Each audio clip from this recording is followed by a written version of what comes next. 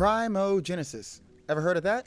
Me either, but I'm here to tell you it might have something to do with emu. Why am I saying that? Make it make sense, Coffee. When has anyone ever mentioned Primogenesis in One Piece? Never. They've never done it. But this fucker did. Huh?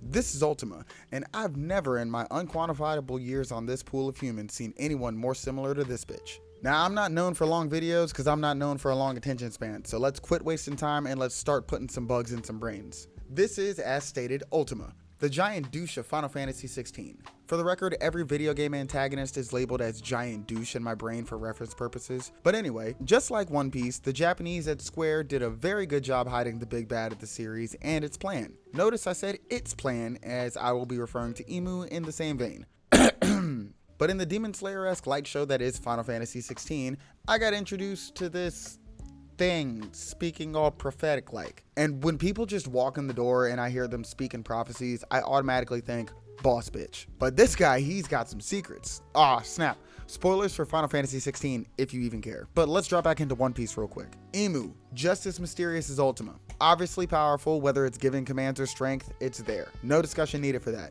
But I want to talk about how the elders are kind of split for a second. It seems like they all have bits of power from Emu. I mean, we saw the old failure get turned inside out, and that looked like Emu called his powers back home, if I'm being honest. But this gave me big Ultima vibes because this dude whole ass exists as multiple consciousnesses. Consciousness.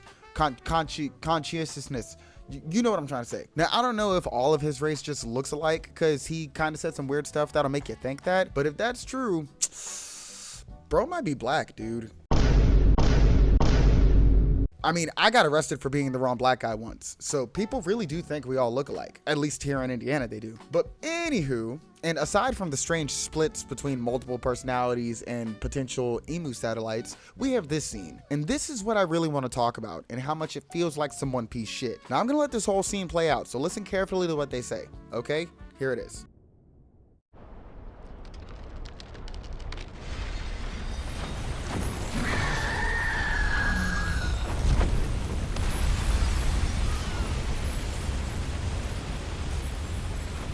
If it is consciousness that weaves your wills together,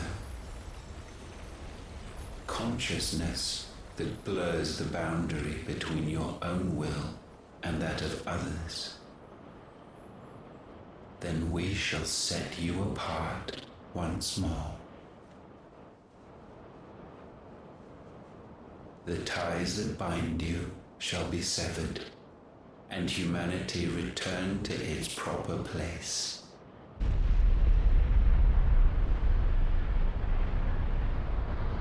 By Primogenesis shall a new age of reason begin.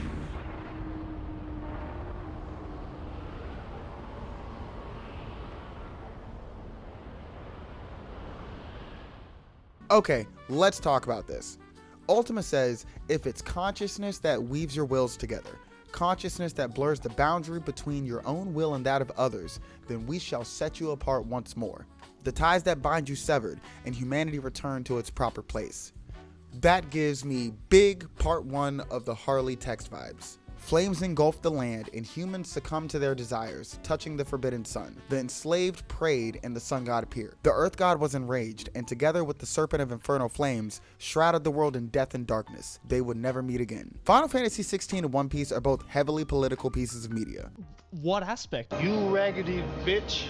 Both of them found a way to discuss matters like slavery, civil rights, grape, and other things in a very constructive way, and there are just as many similarities in the heroes as there are villains. Luffy is of course the sun god, but before that was Joy Boy, and most likely one before him, and that person was probably Nika. And if you want to hear why I think Joy Boy's name was Francois, let me know in the comments, because I think it's pretty interesting too. Now, we found out the existence of Nika from a furry, believe it or not.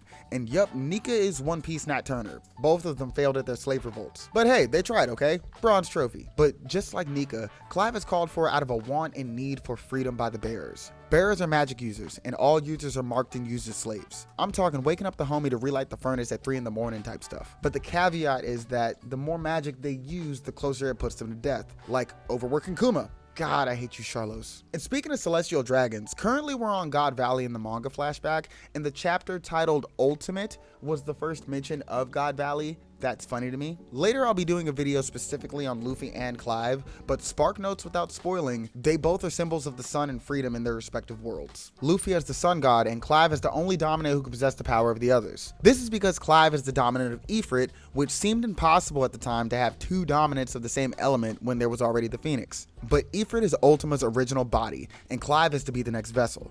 How does this tie into One Piece? Because I have a theory that Imu is jumping bodies, or at least a fusion of multiple personalities from the Nerona family in order to hold on to their family's power. At the beginning of Final Fantasy XVI, we see Clive lose control and kill his brother Joshua. This could be seen very much like Imu and the Serpent killing the original Sun God. Clive killed the original Flame Dominant, but as the Phoenix, Joshua can heal and wasn't mortally wounded. Looks can be deceiving. This sounds similar to the enraged Earth God and Serpent shrouding the world in death and darkness, just like how the country of Rosario was betrayed and then the world fell into further chaos. And we haven't even talked about the Blight, so subscribe for when that Luffy and Clive video comes out. But Ultima, staying on topic. They say, by primogenesis shall a new age of reason begin. And this sounds very much like the stranglehold over knowledge that the world government has on the populace.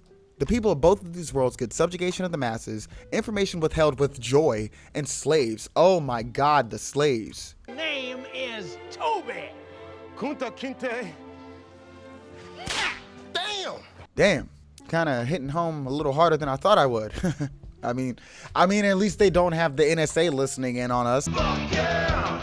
And Google tracking everything that isn't on my incognito pages. But anyway, primogenesis is not a word. Do not leave this video and run to your friends saying, oh, but when the world goes primogenesis or some shit like that. Your friends will call you stupid and I will too. But its root is primogeniture. Primogeniture, I probably butchered that word, but let's go with it, okay? That word means the right of the firstborn child to inherit the property.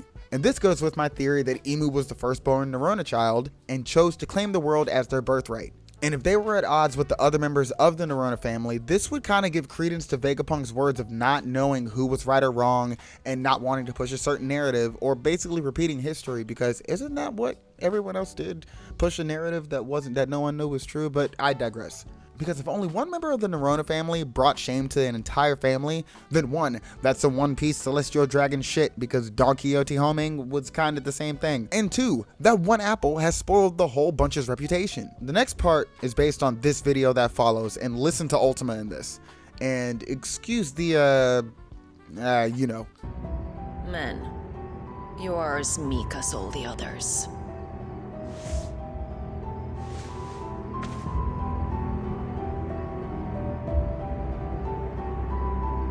Such feeble creatures.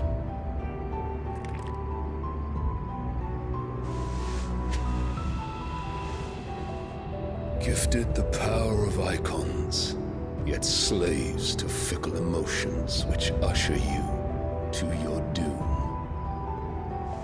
And so you bind your fragile wills with strands of consciousness. The wretched handiwork of a wretched people.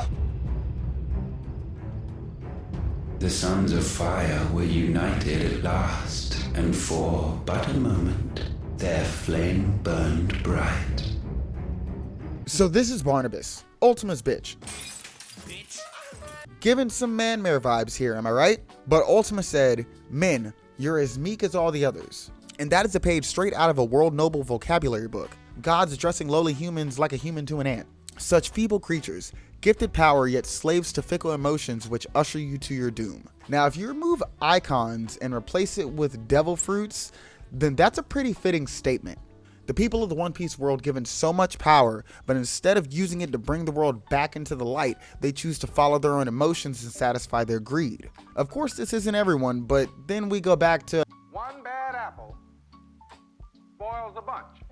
Well, not exactly, because the majority of pirates are actually bad actors, and we have the luxury of following one of the good crews on the seas. Meaning if there are 500 crews on the sea, then more than likely 450 are bad, 28 are neutral, and the rest are good, and we follow the best. Please take into account these are completely arbitrary numbers. And the last two statements I want to go over are, so you bind your fragile wills with strands of consciousness. And this feels like the will of D. Big pause. Before we go on, I would like to say if anything about the similarities in these stories, I think they both inspired each other. I mean, actually, I'd say that 16 seems to be super heavily inspired by Game of Thrones, with possibly someone in the writer's room being a big old One Piece fan. So just don't go saying I said Oda stole from Final Fantasy or the reverse. I'm sorry, I'm just covering my ass. Lastly, they say, the Sons of Fire were united at last, and for but a moment, their flame burned bright. And boy, when I tell you, all I could think about was Ace and Luffy at Marineford and how Ace's flame got snuffed out by Magman. We had the Sun God and the wielder of the Flame Fruit fighting side by side, the Sons of Fire. And now we have Sabo to take the throne as the Flame Emperor and putting pressure on Marijois. The Sons of Fire are currently at the strongest they've been in who knows how long. Both have the people behind them, just like Joshua and Clive have the people behind them. When citizens discover Clive is still alive, they pledge to their house, and the same with Joshua, even though Joshua lives in secrecy. But Clive taking the name and mantle of Cid after the Thunder Dominant dies allows him to not only gain the respect of the people of his fallen kingdom from before, but moving forward, he gains the respect of unknown resistances, slowly bringing the world together under one banner the same way Luffy is slowly bringing the world together under one sun. So that's what I got, everyone. Hope I got some gears moving, and please, if you think I'm bugging, then let me know, because this is a crazy stretch of comparisons and coincidences that I'm calling similarities, okay? But I'm not going to stop. So like and subscribe and let me know how I did. I'm on the mission to 500 subs, so give your boy that HBO special and help a brother out. But remember, work hard, study well, eat and sleep plenty. That's the Turtle Hermit way to learn. I'm black, y'all, and I'm black, y'all, and I'm blacker than black, and I'm black, y'all, and I'm black, y'all, and I'm black, y'all, and I'm blacker than black, and I'm black, y'all. I'm blickety black, blacker than black, black, I'm blacker than black, yo, because I'm black and I'm back.